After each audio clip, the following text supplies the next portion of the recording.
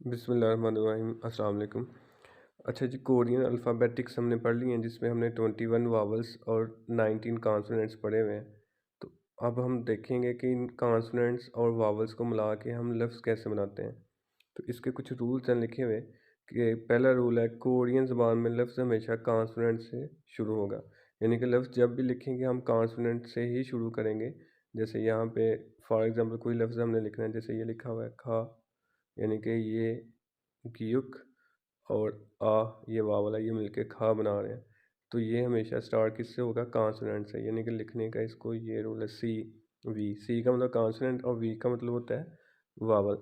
इसके बाद इसका दूसरा रूल है कि एक कॉन्सोनेंट और एक वावल मिलकर ही कोई लफ्ज़ बनेगा। यानी कि कभी ऐसा नहीं होगा कि हम दो कॉन्सोनेंट को ऐसे इकट्ठा लिख लें और वो कोई लफ्ज़ बन जाए, ऐसा नहीं है। ये साउंड है, किसी चीज़ की आवाज़ है, लेकिन ये लफ्ज़ कोई नहीं बनता। या दो वावल को इकट्ठा लिख लें, फिर भी पॉसिबल नहीं है। हमेशा जब भी आपने लिखना है, एक कॉन्सोनेंट और एक वावल को इकट्ठा लिखना है, जैसे ये नीचे लिखा हुआ है आपको नज़र आ रहा है। इसके बाद तीसरा इसका जो है ना वो रूल ये है, अगर किसी लफ्ज़ की आवाज़ वावल से शुरू हो रही हो तो लफ्ज़ कॉन्सोनेंट ओ से शुरू होगा। यानी कि अगर आपने कोई लफ्ज़ ऐसा लिखना है कि साउंड उसकी जो है ना वावल से स्टार्ट हो, तो चूँकि इसका रूल है कि पहला लफ्ज़ हमेशा कॉन्सोनेंट होगा। मैंने अभी भी लिखा था सी वी, ये रूल है। लेकिन अगर आपने आवाज़ जो है ना वो वावल की देनी है पहली, तो फिर आप कैसे लिखेंगे? फिर हमेशा जो पहला लफ्ज़ है ना वो आप ईयंग, ईयंग हमारा कॉन्सोनेंट था, इस कॉन्सोनेंट से स्टार्ट करेंगे। उसकी रीज़न ये है कि ये जो कॉन्सोनेंट है, ये स्टार्ट में साइलेंट होता है। स्टार्ट में भी होता है और सेंटर में भी साइलेंट होता है। तो ये साइलेंट होता है, इसलिए हम इसको स्टार्ट में लिखेंगे।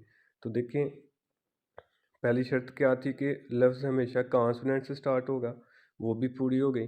और दूसरा ये था, हम वावल की आवाज़ निकालना चाह रहे थे, वो भी पूरी हो गई। तो जब भी आप कोई लफ्ज़ वावल से शुरू करना चाहेंगे तो पहले हम ईयंग लिखेंगे, जैसे ये मैंने लिखा हुआ है आ। या फिर एक और लफ्ज़ है ये वाला आ ई, आई। इसको ये कोरियन लैंग्वेज में बच्चे को कहते हैं आई। तो ये भी ईयंग से स्टार्ट हो रहा है।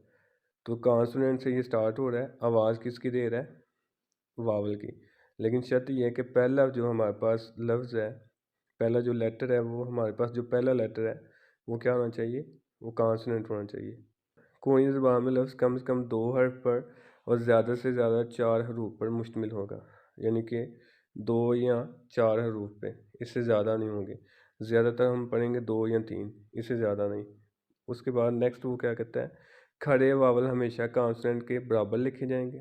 जैसे ये खड़ा वावल है, ये देखिए ना, गियुक और ये इसके क्या किए जा रहे हैं? बराबर लिखे जा रहे हैं, यानी कि सामने लिखे जाते हैं। और फिर आगे क्या कहता है, और लफ्ज़ की साखत इस तरह लिखी जाएगी, जैसे ये देखिए ये वाला है या ये वाला, ये नियन है और ये आओ। तो ये क्या बन गया? नो, ये वाला लफ्ज़। उसके बाद कहता है लेटे वाला हमेशा कॉन्सोनेंट के नीचे लिखे जाएंगे और लफ्ज़ की साखत इस तरह होगी। यानी कि ये नियन है, कॉन्सोनेंट है, और प्लस अगर हम इसके साथ ओ कर दें, ये लेटा वावल है, तो इसको हम कुछ ऐसे लिखेंगे। यानी कि लेटे वावल को हमेशा हमने क्या करना है? कॉन्सोनेंट के नीचे लिखना है, जैसे ये है। और जो खड़ा वावल है इसको हमेशा हमने कॉन्सोनेंट के साथ लिखना है। तो ये इसके कुछ रूल्स हैं, जैसे ये लिखा हुआ नियन प्लस ओ, ये नो बन गया। तो ऐसे ही शीयत प्लस ओ, ये सो बन गया। ये सीन की आवाज़ देगा, सो शीन की देता है, लेकिन ये शीन की तब आवाज़ देता है जब इसके साथ जो वावल है ना वो ई आ जाए, ऐसे ऐसे करके ये शी की आवाज़ देगा। तो यहाँ पे ये सीन की आवाज़ दे रहा है। तो इसके कुछ रूल्स है, इसको मैं एक दफ़ा रिवाइज़ कर देता हूँ। पहला रूल ये था कि लफ्ज़ हमेशा जो है ना वो हमने कॉन्सोनेंट से स्टार्ट करना है, जैसे गियोक है, नियन है, मियम है, इस तरह ईयंग है। दूसरी शर्त ये थी कि हमेशा जो लफ्ज़ है वो कॉन्सोनेंट और वावल को मिला के ही बनेगा, इनके बगैर यानी कि किसी एक से लफ्ज़ नहीं बन सकता। दूसरा रूल ये था कि हमेशा जो लफ्ज़ है वो कॉन्सोनेंट और वावल को मिला के बनेगा। और तीसरी शर्त ये है कि अगर आपने कोई ऐसा लफ्ज़ लिखना है जिसकी आवाज़ वावल से निकल रही हो, लेकिन रूल ये था कि आपने लफ्ज़ हमेशा कॉन्सोनेंट से स्टार्ट करना है, तो फिर आप ईएंग से लिखेंगे। ईएंग जो है ना ये स्टार्ट में क्या होता है? साइलेंट होता है, तो इसलिए हम इसको लिखेंगे। उसके बाद वो कहता है कि कोरियन जो लफ्ज़ है ये कम से कम 2 हरूफ और ज़्यादा से ज़्यादा 4 हरूफ पे मुश्तमिल होता है, यानी कि 2 से कम और 4 से ज़्यादा नहीं होंगे। ज़्यादातर हम देखते हैं 2 या 3 होते हैं। उसके बाद वो कहता है कि जो खड़े वावल होते हैं, खड़े वावल में हमने पढ़े थे 5 होते हैं, ऐसे करके करके ऐसे करके।